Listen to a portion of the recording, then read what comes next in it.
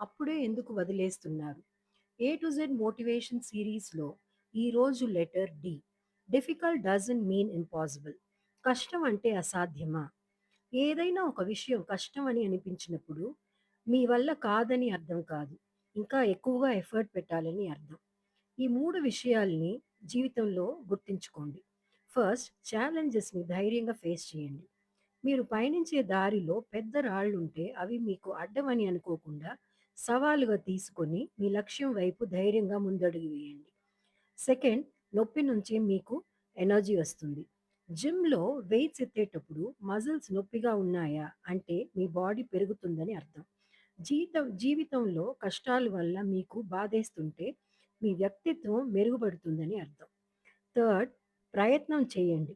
కాదు, రాదు అని అంటే అది ఒక ముగింపు. కానీ కష్టం అని అంటే అది ఒక ఆరంభం.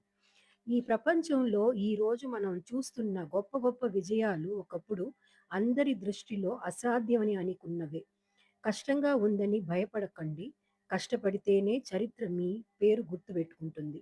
సాధిద్దాం, గెలుద్దాం. ఈ వీడియో నచ్చితే లైక్, షేర్ అండ్ సబ్స్క్రైబ్ చేయండి ఫ్రెండ్స్. Thank you.